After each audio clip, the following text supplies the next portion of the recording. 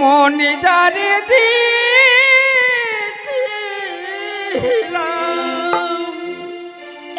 মনে যারে দিয়েছিলাম পাবারি আশায়,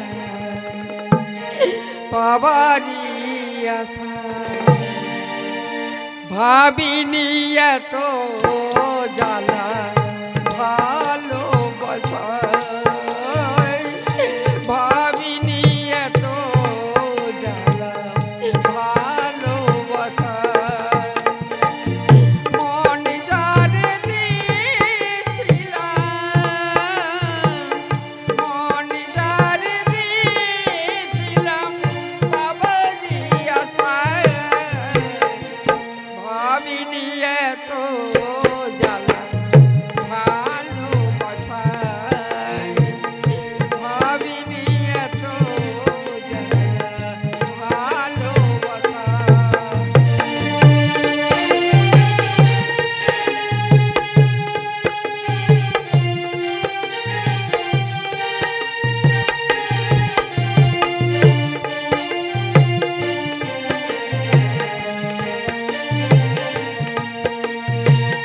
বুঝিতে পেরেছি তার মনের কৌতূহল, ভালোবেসেছিল শুধু আমার চোখের জল, বুঝেছি আমি তার মনের কৌতূহল, ভালোবেসেছিল শুধু আমার চোখের জল,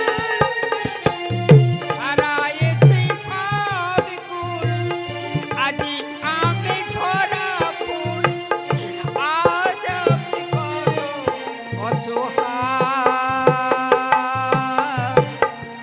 ভাবিনি এত জ্বালা ভালোবাসায়, ভাবিনি এত জ্বালা ভালোবাসায় মনে যারে দিয়েছিলাম বাবারি আশায় ভাবিনি এত জ্বালা ভালোবাসায়,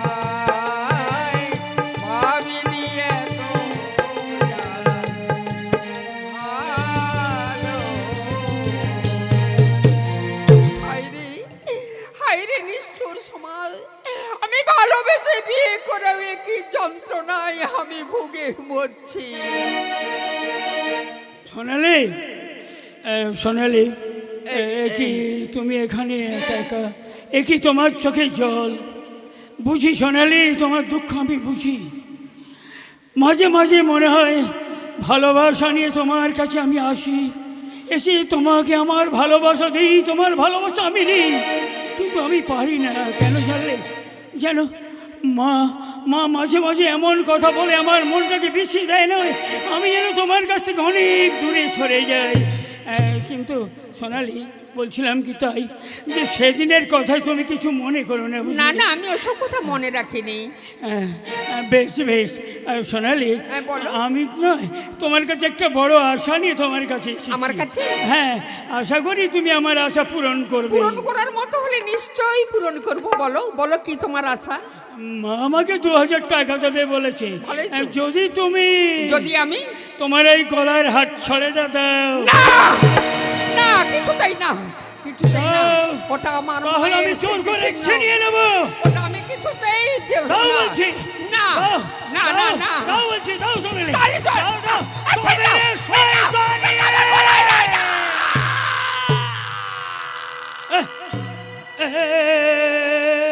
কি কি সোনালি, সোনালি, সোনালি সরা করছে না কেন?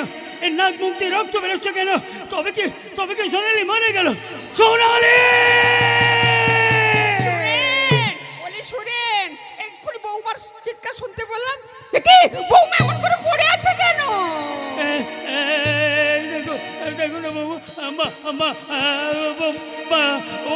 ওর সারা দেবে না, ওর সারা দেবে না। কি হয়েছে? দেখো না মা, দেখো না, সোনালি কথা বলছে না, আর শ্বাস প্রশ্বাস পড়ছে না। কি করেছিস তুই? কি করেছিস? কেন কেন এমন হলো? সারা দে, সারা দে। বৌমার গোলাপ আর তোমরা শুনতে পাবে না। বৌমাকে মেরে ফেললি সুরেন। তুমি কি বলছো গো?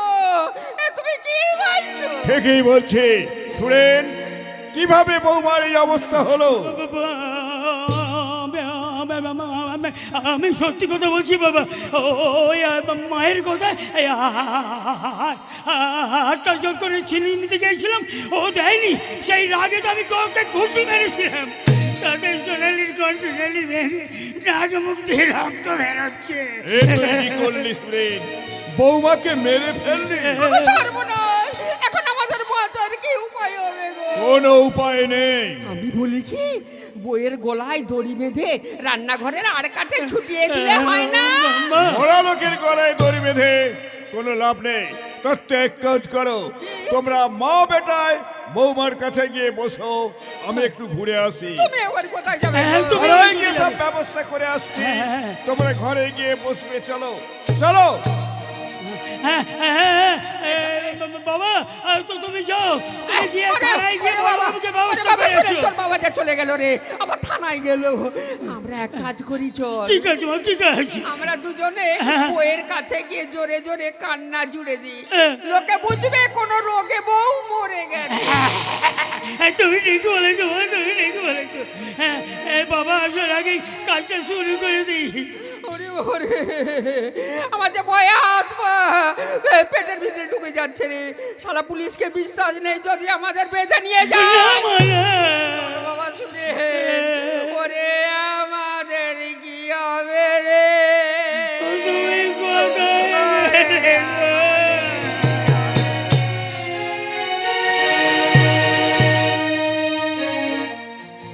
জল